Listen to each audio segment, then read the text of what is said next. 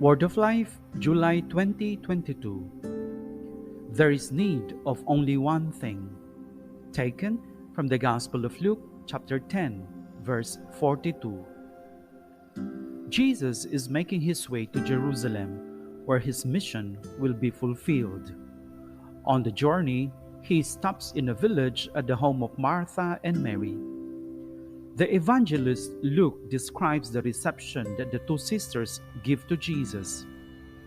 Martha fulfills the traditional role of housekeeper and was distracted by her many tasks as she provides hospitality, while Mary sat at Jesus' feet and listened to what he was saying. Mary's attentiveness stands in contrast to Martha's agitation and, in fact, to her complaints about being left alone to serve. Jesus replies, "Martha, Martha, you are worried and distracted by many things. There is need of only one thing. Mary has chosen the better part, which will not be taken away from her." This passage is situated between the parable of the Good Samaritan, which is arguably one of the greatest descriptions of love of neighbor, and the passage recounting how Jesus taught the disciples to pray, which is certainly the best explanation of our relationship with God the Father. Thus, it is almost like a pivotal point on the scales balancing love for our neighbor and love for God. There is need of only one thing. The protagonists of this gospel passage are two women. The dialogue that takes place between Jesus and Martha describes the friendship that allows the latter to complain to the master. But what is the service that Jesus would like? For him, it is important that Martha should not worry, that she should set aside the traditional tasks assigned to women, and that she too should listen to his word, like Mary, who is taking on a new role as a disciple. The message of this text has often been reduced to contrasting active and contemplative life, almost as if they were two alternative religious approaches. However, both Martha and Mary love Jesus and want to serve him. In fact, the gospel does not say that prayer and listening to the word are more important than charity, but rather that we need to find a way to link these two loves in an indissoluble way. The two loves, love of God and love of neighbor, are not opposed to each other but are complementary because love is one. There is need of only one thing.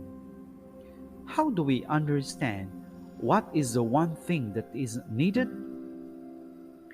The beginning of the sentence can help us do this. Martha, Martha. In the repetition of the name, which can almost be seen as a rebuke, there is really personal vocational call. It seems, therefore, that Jesus is calling Martha to a new way of relating to him, to forming a bond between him not as a servant, but as a friend who is entering into a profound relationship with him. Carol Lubick writes, Jesus used these circumstances to explain what is most necessary in human life, to listen to the word of Jesus. And for Luke, who writes this passage, listening to the word also means living it. This is what you have to do too. Welcome the word and let it bring about a transformation in you. But that is not enough. You should remain faithful to it and hold it in your heart so that it shapes your life, just as the earth holds seeds within it so that they may sprout and bear fruit. Therefore, bear the fruits of new life, the effects of the word. There is need of only one thing. Who knows how many opportunities we have to welcome the Master into the intimacy of our home, just like Martha and Mary, and sit listening at his feet like true disciples.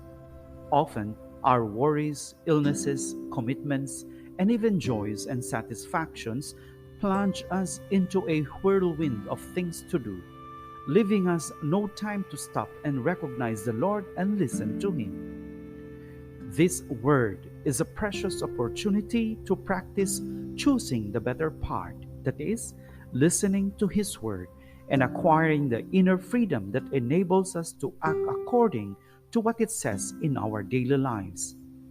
It can enable us to carry our actions that are the fruit of a loving relationship that gives meaning to service and listening.